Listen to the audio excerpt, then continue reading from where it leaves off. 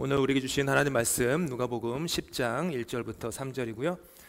함께 저와 함께 교독하시겠습니다. 제가 먼저 1절 읽습니다.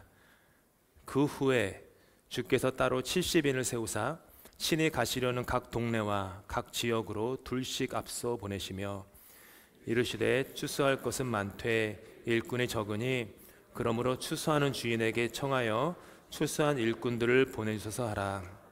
함께 읽습니다. 갈지어다 내가 너희를 보냄이 어린 양을 이리 가운데로 보냄과 같도다.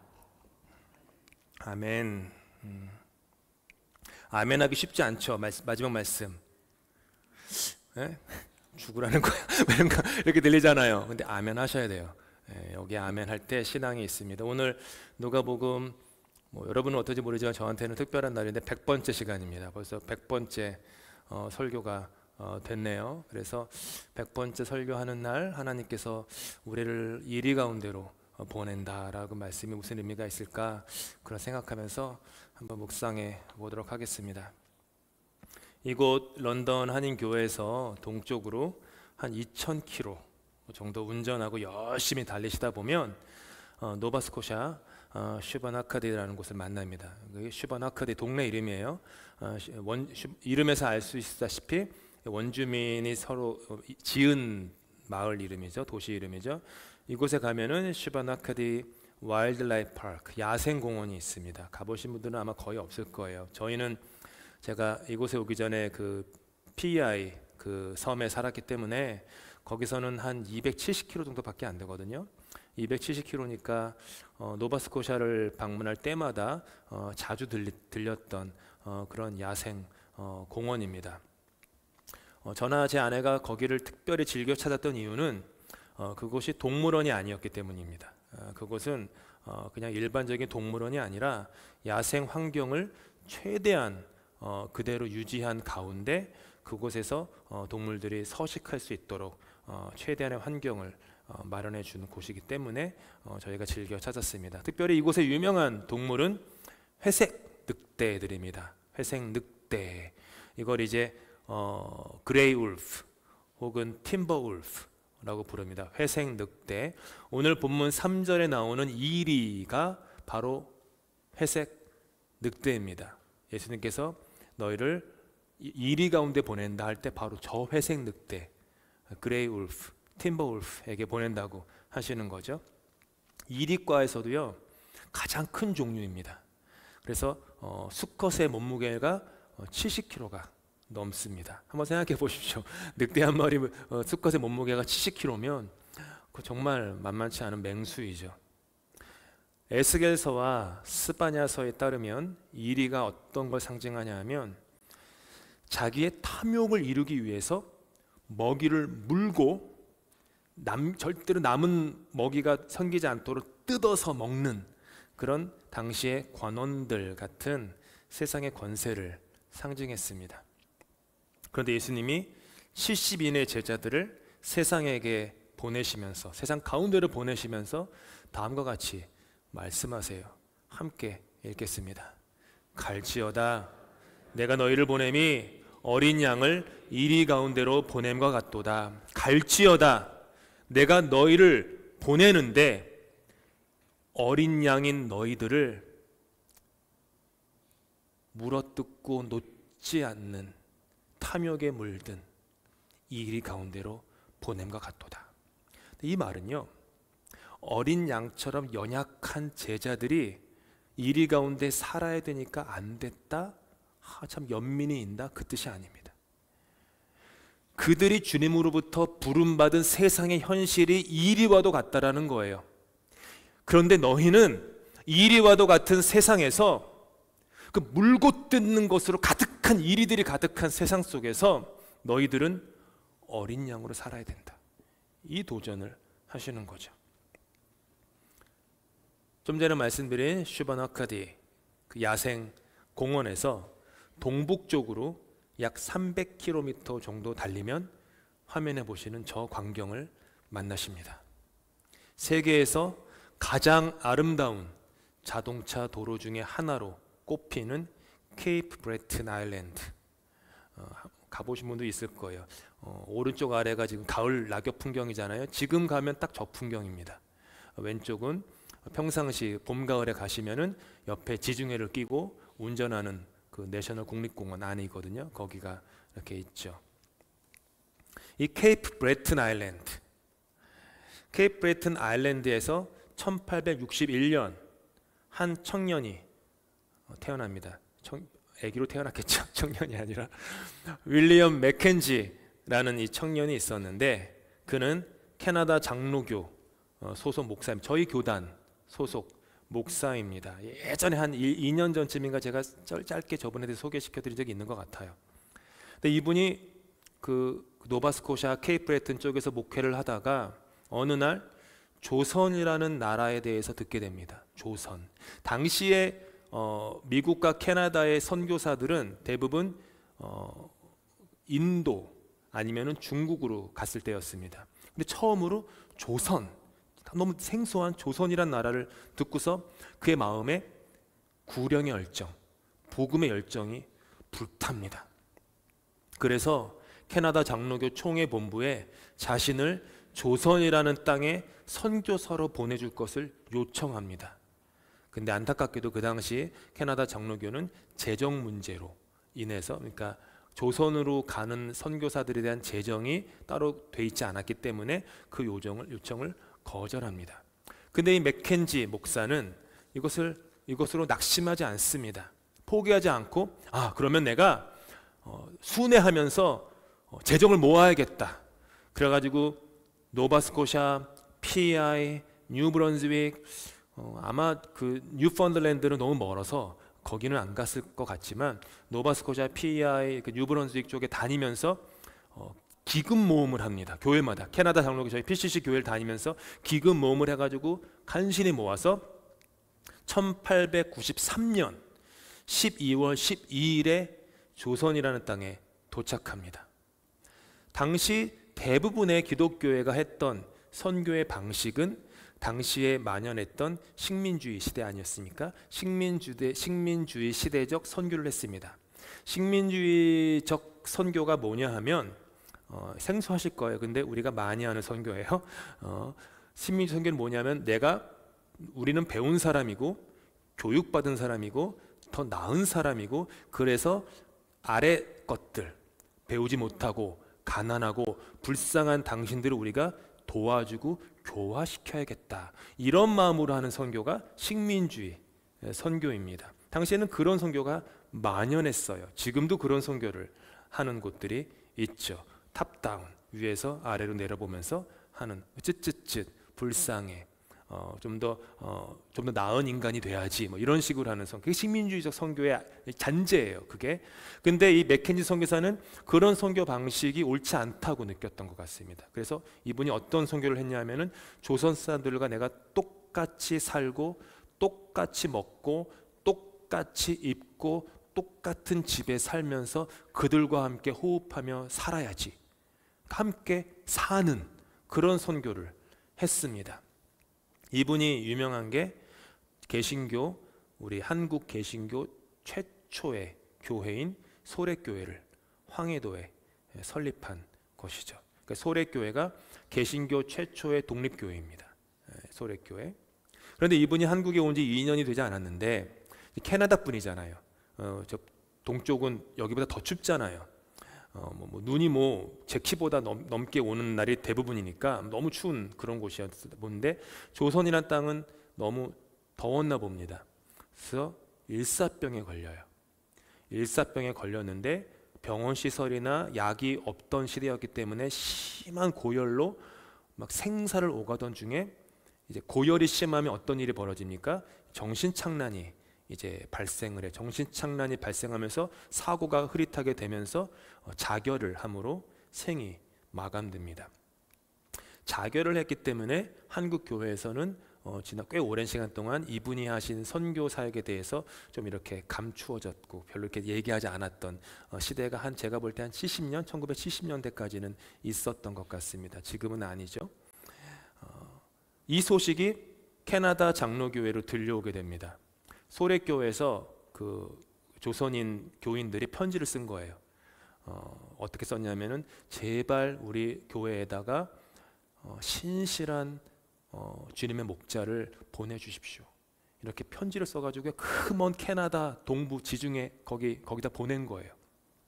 그걸 받고 또 자기들이 거절했던 돈이 없어서 후원하지 못했다고 거절했던 이 선교사의 죽음을 들으면서 마음이 이제 너무 안타까웠던 거죠. 그래서 특히 동쪽에 있는 캐나다 장로교 교회를 중심으로 회개 운동이 일어납니다. 그래서 결정을 내리는데 조선이란 땅에 선교사를 보내자 결정을 내려요. 그래서 1897년에 PEI 그리고 노바스코샤 등이 포함된 캐나다 장로교 교회들을 중심으로 조선 선교를 결의하고 1898년 9월 7일에 트리오라고 부르는 분들이고 저 사람들이 트리오 삼총사라고 불리는 분들인데 이 세 명이 선교를 떠납니다. 그리얼슨 이분 의사이자 오른쪽에 있는 분이에요. 그리얼슨이라는 분은 의사이자 목사였어요. 그리고 푸트 목사 부부, 맥레이 목사 부부가 인천에 발을 디딘 후에 선교 사역을 했습니다. 조선 땅에 가서 선교를 했던 가장 큰 그 교세가 컸던 곳이 미국 북장로교. 지금은 없어요. 북장로교가 있어서 북장로교가 있고 캐나다 장로교가 있고 예수회가 있고 천주교가 있고 여러 개 막 흩어져 있으니까 우리 지역을 놓고서 선교를 다투지 말자. 그래가지고 지역을 분할합니다. 마치 이제 외세가 우리 38선 그냥 딱 지어가지고 남쪽 북쪽 했던 것처럼 그렇게 딱 나눠요. 그래서 캐나다는 저기 함경도 이쪽으로 이제 분할 맡겨졌어요. 그래서 그쪽 그죠 함흥 뭐 이쪽으로 갔어요. 그래서 이 그리얼슨 선교사님은 함흥에서 한 37년 사역하면서 당시 유일하게 수술이 가능했던 제동병원을 설립을 합니다. 그 다음에 보신남학교, 은진중학교를 세우고 최초의 그 서양 밴드였던 재성악단을 조직을 했어요. 그 다음에 그 지역에 있는 분들께 야구, 축구, 테니스 등을 보급했고 조선의 독립운동에도 적극적으로 참여한 분입니다.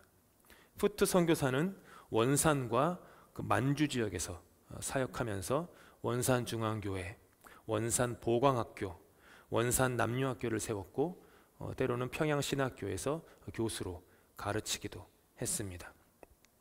맥레이 선교사는 캐나다에 있을 때 이제 교회 연합이 모이는 그 행사가 있어요. 모여가지고 선교에 대해서 조선 선교를 가냐 마냐 이렇게 갖고 막 이제 논쟁이 심할 때 이분은 그 많은 목사와 장로들이 모여 있는 그 교회 예배당에서 갑자기 뻘떡 일어나서 유명한 말을 합니다. 소리를 질러요. 나는 조선에 가야만 하겠습니다. 여러분이 나를 조선에 보내지 않으면 나는 헤엄을 쳐서라도 조선에 가겠습니다. 이 유명한 말이에요. 헤엄쳐서라도 조선에 가겠다. 그러니까 이제 거기 있는 목사와 장로님들이 헤엄쳐서 가면 안 되지. 그래가지고 선교 보냈어요 그때. 그래서 이분이 이제 오셔가지고 조선에 와서 함흥 영생학교, 그 다음에 영생 YMCA 이런 거를 했고 좀 경험이 있었는지 축산, 농업, 건축 이런 것들을 가르쳤습니다. 이분들이 사역한 후에 우리 캐나다 장로교는 약 100명에 가까운 선교사를 조선 땅에 보냅니다. 한국 기독교의 시작에는 이처럼 복음을 위해 자기를 부인했던, 복음을 위해 자기의 이익을 내려놨던, 복음을 위해서 죽음까지도 서슴지 않았던 그 몇몇의 캐나다 장로교의 목사들과 평신도들이 그 가정들이 있었습니다. 예수께서 요한복음에 이렇게 말씀하십니다. 함께 읽습니다. 한 알의 밀이 땅에 떨어져 죽지 아니하면 한 알 그대로 있고 죽으면 많은 열매를 맺느니라. 죽지 않으면 열매를 맺지 못한다. 죽으면 열매를 맺는다. 가정에서 엄마 아빠가 죽지 않으면 자녀는 살아나지 않습니다. 교회에서 목사를 포함한 당회와 어른들이 먼저 죽지 않으면 교회는 살아나지 않습니다. 여기 있는 우리 기성세대가 죽지 않으면 저 밑에서 재미나게 뛰노는 우리 어린 영혼들이 살아나지 못하는 것입니다. 하늘의 미랄이 땅에 떨어져 죽을 때에만 생명은 살아납니다. 제가 PEI 남동부에서 땅과 흙과 물을 벗삼아 소박하고 정직하게 살아가는 백인교회에서 사역하지 않았습니까?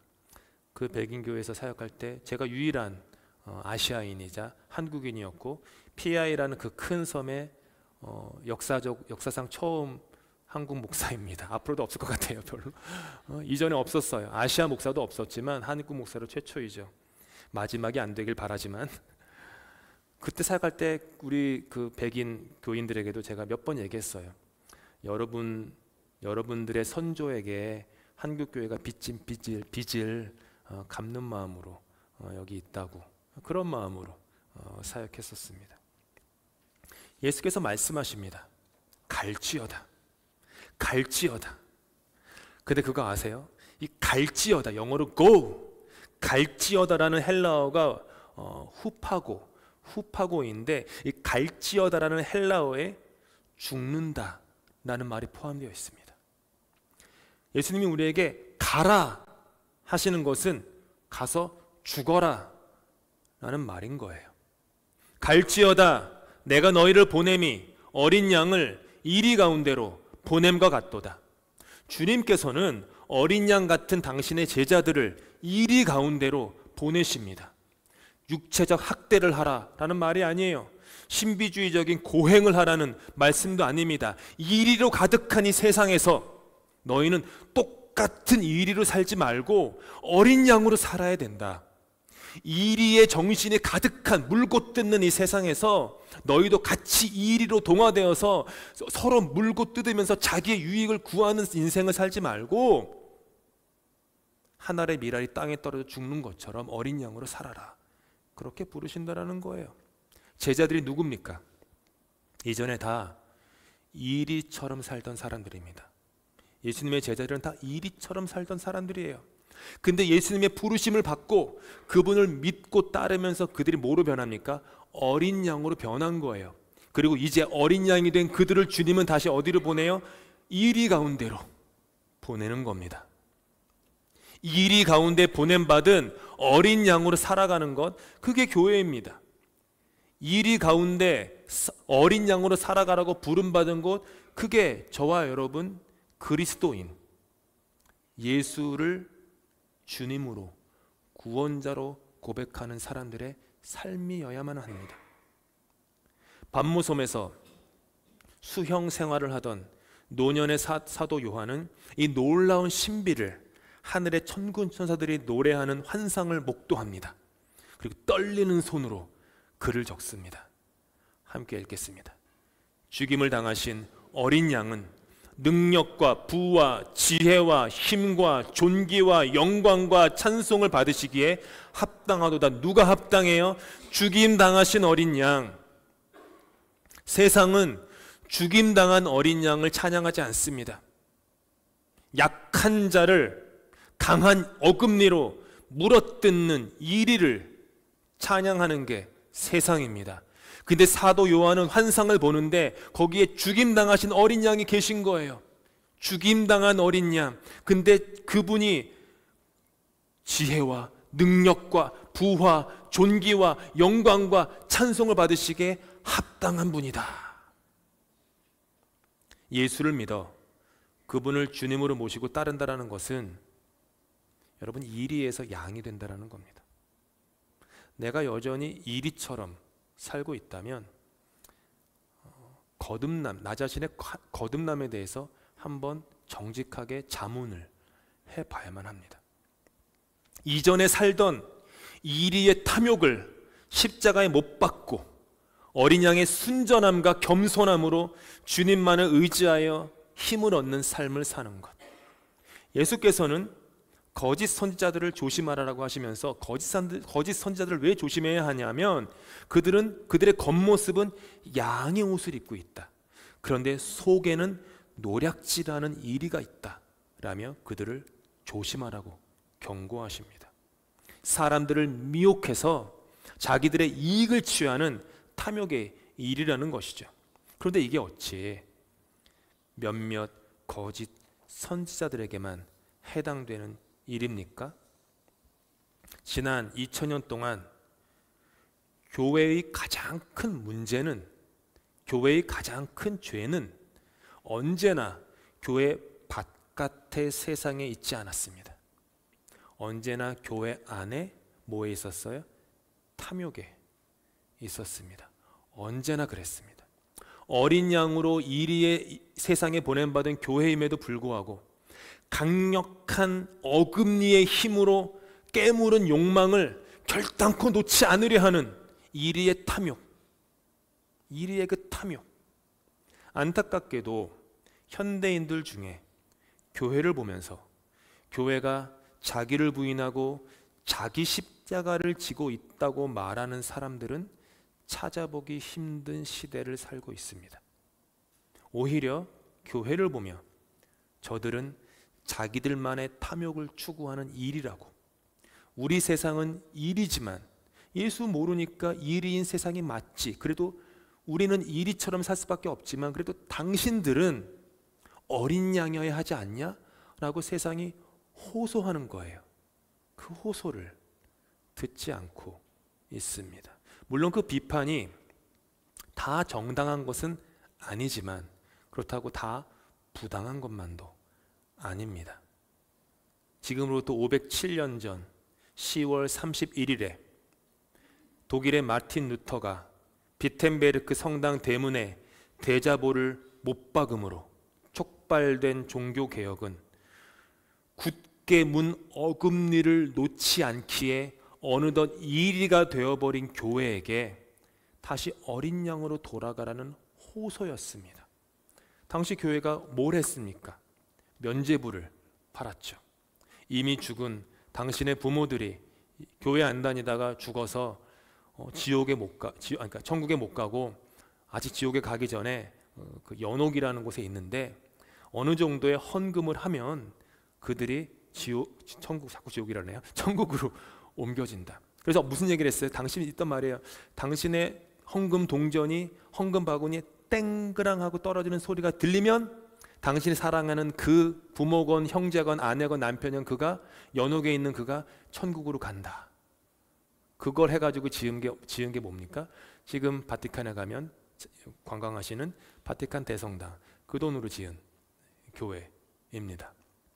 근데 그것만 문제는 아니었어요. 당시에 성직 매매가 했습니다. 누구든지 목사나 신부가 되고자 하면은 돈만 내면 됐어요. 당시에는 그래서 8살, 10살짜리 목사 신부도 많았습니다. 뭐 몇 천만 원이건 몇 억이건 교회에다가 헌금만 하면 되는 거예요. 조금만 그 가문에서 키워주면은 이렇게 성공해가지고 온갖 부와 영예를 누리는 그런 세상. 그래서 마틴 루터가 못 박은 거예요. 비텐베르크 성당의 대자보를. 탐욕의 이리가 되지 말고 어린 양으로 돌아가라, 이런 얘기를 했던 것이죠. 여기에 모인 우리는 무엇을 추구하고 있습니까? 우리는 이리의 탐욕을 추구합니까? 아니면 어린 양의 내려놓음을, 자기 부인과 자기 십자가를 추구하고 있습니까? 이리가 성경에 처음 등장하는 곳이 창세기 49장입니다. 49장 함께 읽겠습니다. 베냐민은 물어뜯는 일이라. 아침에는 빼앗은 것을 먹고 저녁에는 움킨 것을 나누는도다. 우리가 잘 아는 바울이 누구예요? 바로 이 베냐민 지파 출신입니다. 바울이 베냐민 지파예요. 그리고 바울은 사울이었을 때 이리로 살았던 사람입니다. 내가 붙잡은 것을 절대적인 진리로 믿고 그리스도인들과 교회를 편협한 진리의 어금니로 물어뜯으면서 박해했던 것이 그의 과거였습니다. 바울은 믿었어요. 내가 그들을 물어뜯으면 물어뜯을수록 하나님의 진리가, 하나님의 영광이, 하나님의 그 거룩하심이 드러난다. 그러면서 교회와 사람들을 물어뜯고 놓지 않았던 것이죠. 근데 예수께서 다메섹으로 가던 그를 찾아가서 말씀하세요. 사울아, 사울아, 네가 왜 나를 핍박하느냐? 네가 왜 나를 핍박하느냐? 무슨 말이에요? 사울아, 이리 같은 사울아, 왜 너는 너의 탐욕의 강력한 어금니로 나를 꽉 물고서 물어뜯고 있느냐? 그 얘기죠. 바울은 깨닫습니다. 내가 물어뜯었던 이가 교회나 교인들만이 아니라 하나님의 독생자였구나. 내가 하나님을 물어뜯고 있었구나. 내가 하나님의 나라와 하나님의 율법을 수호한다면서도 내가 일이어서 사실은 그분의 나라와 그분의 말씀과 그분의 사람들을 물어뜯고 있었구나. 이 충격적인 사실을 깨달은 후에 바울은 이리에서 양으로 변화됩니다. 종교를 바꾼 게 아니에요. 바울은 존재가 바뀐 겁니다. 이리가 양이 된 거예요. 그래서 바울은 이때가 인생의 전반전이었거든요. 인생의 전반전이 끝났을 때 예수를 만나요. 그래서 인생의 후반전은 이리가 아닌 어린 양으로 평생을 살아갑니다. 당시의 평균 수명인 40세 정도를 훌쩍 넘겼던 노년의 바울이 마지막 전도 여행 막바지에 이르를 때였습니다. 예루살렘으로 돌아가려고 했는데 성령이 그에게 나타나 계시를 주십니다. 바울아, 네가 예루살렘에 가면 예루살렘에는 너를 향한 환영과 영광과 박수가 기다리지 않는다. 사람들이 너를 거절할 것이고 너를 감옥에 가둘 것이고 너를 핍박할 것이다. 그래도 가겠느냐? 이런 계시를 받아요. 지금의 튀르키예 남부에 있는 밀레도 항구에 도착한 그를 에베소 교회의 당회원들이, 장로들이 찾아옵니다. 찾아와서 바울 앞에서 눈물을 막 펑펑 쏟으면서 바울의 바지 끄댕이를 붙잡고 말려요. 바울 목사님, 제발 예루살렘 가시면 안 됩니다. 성령님이 말씀하셨잖아요. 가면 죽어요. 가면 뺨 맞아요. 가면 감옥 갇혀요. 여기 안전한 여기서 우리랑 함께 목회합시다. 우리랑 함께 삽시다. 눈물로 호소해요. 바울이 그들 한 사람 한 사람 당회원들과 눈을 마주치면서, 장로들과 눈을 마주치면서 상한 마음으로 이렇게 말합니다. 유명한 말이에요. 내가 달려갈 길과 주 예수께 받은 사명, 그 하나님의 은혜의 복음을 증언하는 일을 마치려 하면은 나의 생명조차 조금도 귀한 것으로 여기지 아니하노라. 이리 가운데 어린 양으로 걸어가겠다 말합니다. 그렇게 바울은 걸어가면서 그들을 하나님의 은혜로운 말씀에 교회를 맡깁니다. 오직 하나님의 은혜로운 말씀에 여러분의 삶 전부를 맡기는 그 교회만이 이리가 아닌 어린 양으로서 예수님을 따를 수 있기 때문입니다. 마치 이거예요. 목적지에 도착할 때까지 한 가지에 붙어 결코 떨어지지 않는 우표처럼 오직 하나님의 은혜로운 말씀에 굳게 붙어 있어라. 우편물이 목적지에 도달할 때까지 우표는 절대로 봉투에서 떨어지는 법이 없습니다. 그렇게 하나님의 은혜로운 말씀에 우표처럼 꽉 붙어 있어라. 그래서 그 달려갈 길, 주 예수께 받은 사명을 이루는 그때까지 목숨조차 아끼지 않고 이리 가운데로 들어가는 어린 양이 되어라 라고 걸어갔던 거예요. 한참을 여행해서 유대의 행정수도 가이사랴의 빌립 집사 집에 도착합니다. 그때 선지자 아가보가 옵니다. 아가보는 아주 유명한 선지자였는데 몇 년 전에 있었던 그 기근을 예언했던 선지자예요. 그가 와가지고 바울의 허리띠를 받아가지고요, 아가보 자신의 손과 발을 묶습니다. 그런 다음에 이렇게 얘기해요. 이 허리띠 임자가, 이 허리띠 주인이 예루살렘에서 이와 같은 고난을 받을 것이다. 이렇게 예언해요. 그 말을 듣고 빌립 집사의 그 딸들과 그 모인 모든 교인들이 억장이 무너지는 거예요. 또 막 온 집안이 울고불고 난리가 난 거예요. 바울 붙잡고 얘기하는 거예요. 바울 제발 가지 마요. 바울 가면 죽어요. 바울 가면은 지금 아가보 선지자가 얘기했잖아요. 묶여요. 감옥 갇혀요. 안 돼요. 여기서 우리랑 함께 안전하게 삽시다. 간곡히 만류해요. 바울의 마음이 찢어집니다. 그리고 그들 눈을 마주보면서 이렇게 얘기해요. 21장 13절에 여러분이 어찌하여 울어 내 마음을 상하게 하느냐. 나는 주 예수의 이름을 위하여 결박당할 뿐 아니라 예루살렘에서 뭐예요? 죽을 것도 각오하였노라. 그렇게 바울은 이리 가운데로 어린 양으로서 담대히 걸어 들어갑니다. 그리고 2000년이 지난 이 아침에 저와 여러분은 이 런던이라는 작은 도시에서 예배를 드리면서 2000년 전의 역사 속에 있었던 그 수많은 탐욕의 이리들을 기억하지 않습니다. 자기 목숨을 위해, 자기 유익을 위해 어떻게든 이익을 어금니로 붙잡고 절대 놓지 않으려고 살았던 그 사람들을 우리는 기억하지 않습니다. 누구를 기억합니까? 어린 양처럼 죽은 바울 한 사람을 지금도 우리는 기억하고 있습니다. 우리가 이리처럼 살면 50년 후 이 교회에 있을 우리의 후손들은 우리를 기억하지 않을 것입니다. 우리가 어린 양으로서 그렇게 자기를 부인하고 자기 십자가를 지고 바울처럼 살아갈 때 20년, 30년, 40년, 100년 후에 이 땅에 이 교회라는 곳에 와서 예배를 드리는 우리의 후손들은 저와 여러분을 기억해 줄 것입니다. 사랑하는 성도 여러분, 여러분은 이리 가운데로 보냄받은 어린 양들입니다. 잊지 마십시오. 그러니 부탁드립니다. 손해보고 사십시오. 아멘 안 하시잖아요. 손해보고 사십시오. 이기려고 애쓰지 마십시오. 자존심 세우지 마십시오. 체면 지키려고 하지 마십시오. 그것이 우리가 주님이라고 부르는 예수님께서 사신 삶의 방식이었습니다. 예수님은 이리가 아니니까 우리를 이리로 대하지 않으세요. 누구예요?